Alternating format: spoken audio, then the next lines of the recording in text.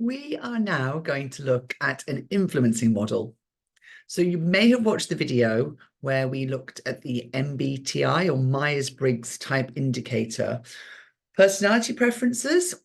And what we did there is we looked at the 4 different dichotomies, which allowed us to explore what people's personal preferences are when they are making decisions or organizing themselves. Now, this influencing model, designed by a chap called Peter Thompson, it's actually from his book called Persuading Aristotle. This model only uses 2 of the Myers-Briggs type indicators to be able to create this model. So it uses the extroversion and introversion. So remember, extroversion describes those with a preference that are more outgoing and kind of more directed to the outside world. Those with a preference for introversion are more inwardly focused. But it also uses the dichotomy around how we make decisions.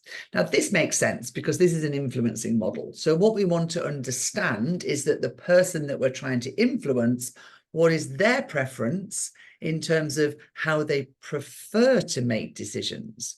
So if we're trying to influence someone to make a decision that we want them to make, then we need to understand what their thought process is, what makes them tick. So that's why we use the thinking and feeling dichotomy when we talk about this model.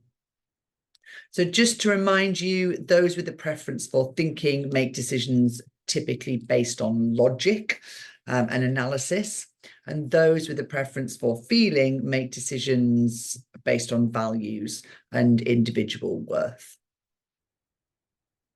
So what this model looks like, what Thompson's models looks like, is said that he's categorized people into 4 different areas.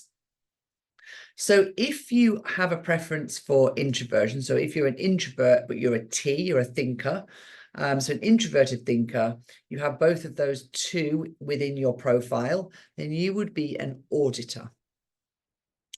If you are a thinker, but you have a preference for extrovert or extroversion, then you would be a shaker. If you are an F or a feeling when you are making decisions and you're an introvert, then you would be a sharer. And if you have a preference for feeling, but you're an extrovert, then you would be a communicator. First stage that we do here is we try and understand ourselves first. We would struggle to be able to influence someone that is a different preference to us or a different style to us if we didn't fully understand where we are first. So I would recommend, as I go through the next few minutes, kind of explaining the different areas or the different types, really start to think about where you are. And then this will really help to encourage you to be able to change your natural style when trying to influence somebody else that doesn't have the same style as you. We're going to start with an auditor. Now, auditors are introverted thinkers. So typically, they're analytical, they're exacting. They can be quite rational because they like to weigh up the pros and cons when they are making a decision. But they may come across as reserved. And with auditors, you often don't know what they're thinking because they're quite quiet when they're going through, or may not say anything when they're going through that decision-making process. So first of all, let's look at how do we persuade an auditor. So auditors like detail and analysis. They want every I dotted and every T crossed. You may need to supply them with supplementary papers or reports. So if you're trying to influence them in a presentation style, for example, make sure you have some more data or some more supplementary information to either give them afterwards or to be able to give them if they ask for it. Don't hurry an auditor. They want to digest and think about what you're telling them. They want to be able to come to a decision at their own pace. They do not respond well to pressure or deadlines. So be ready to answer the questions, but let them go away and think about it before they'll come back to you. If you try and press them, you may not be able to influence them. If you're listening to me now thinking, that's me, then if you're presenting or you're trying to influence people, then you should be handling the detailed arguments. That's your forte. You've got that information and that attention to detail that you're going to be able to play that part. If you are in a team, then let somebody else do the bells and whistles. You focus on your auditor's style. You can win over shakers by being focused. If you're an auditor and you're trying to influence a sharer, then you may need to build some rapport and go outside of your comfort zone to build that rapport. And if you're trying to influence, if you're an auditor trying to influence a communicator, you're going to have to turn up the energy, probably more than what's comfortable for you, but you've really got to turn up that energy and that passion. So to summarize, they need substance and detail. They're persuaded by step-by-step logic, and their philosophy is God is in the detail. Let's have a look at a shaker. So if you look at the grid here, you can see that shakers are extroversion and they're a thinking profile. So they're extroverted thinkers. So they sit in that top right-hand corner. So typically when we see shakers, they are active, they're optimistic because they've got that extroversion energy, but they're focused. They're impulsive, they're excitable, they're assertive, and they can be restless. These are all things to consider when we're trying to influence or persuade a shaker. So how do we do it? Well, they like a tightly argued case. Just focus on the main game. Don't give them loads of information around that. You need to be extremely well prepared. Brevity is critical. You need to get in and get out. Tell them what the main game is, and then let them go and think about it and do some of that decision making. They will want to push you and get their attention elsewhere. They might want to go off on a tangent and talk about something else. So get in and get out and give them the information that they need. So if you're listening to that saying, that's me, I'm a shaker, then your greatest asset is to pick the real point in any argument. But don't let your natural impatience get in the way of realizing that some people take longer to make a decision. So know when to go easy on that kind of bulldozing approach. How to win over auditors? Make sure that you're referencing the detail. Sharers, you need to build that rapport, so maybe take a bit longer. Getting in and out for them is not what they want. And again, with communicators, keep that your natural energy and passion, keep it up.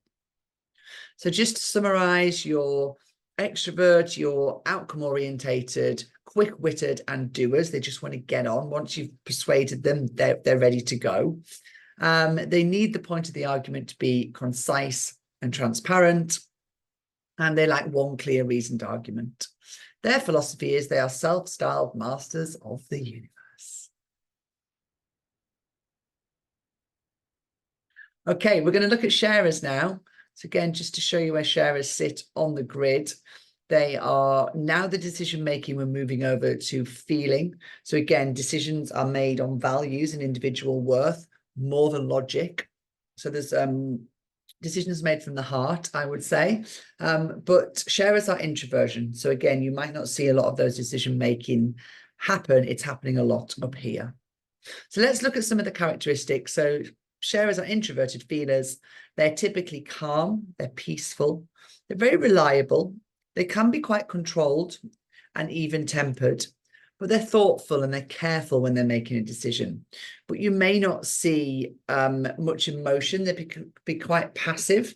So they will not get very energized, but also if they don't want to make that decision, they probably wouldn't argue with you.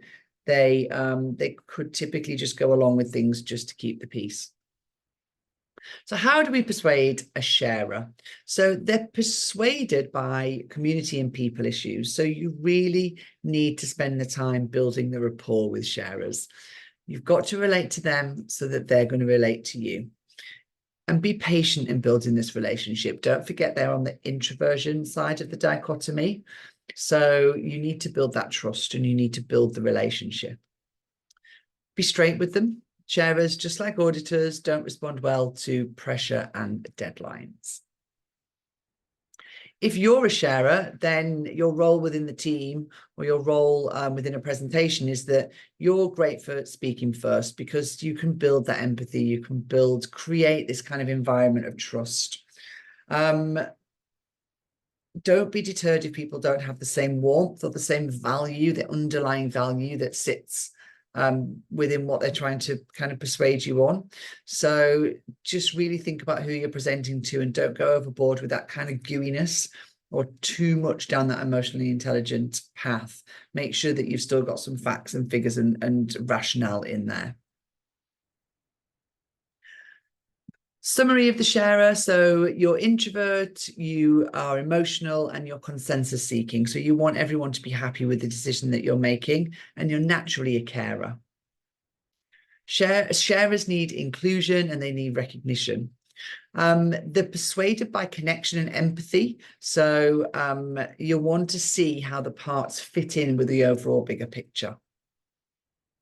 The philosophy of a sharer is people do not care how much you know until they know how much you care. So finally, let's have a look at communicators. Communicators are down here on our grid.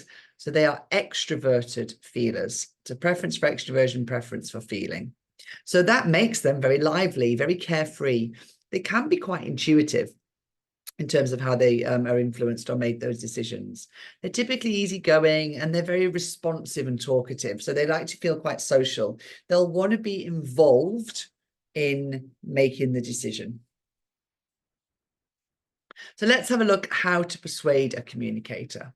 So they're persuaded by pathos. They need to get excited about what they're hearing.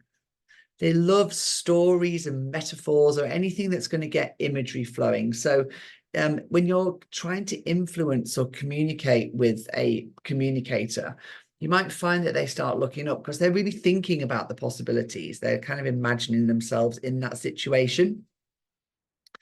They will respond more to your body language than the words that you're saying. So keep it energized, keep it quite open.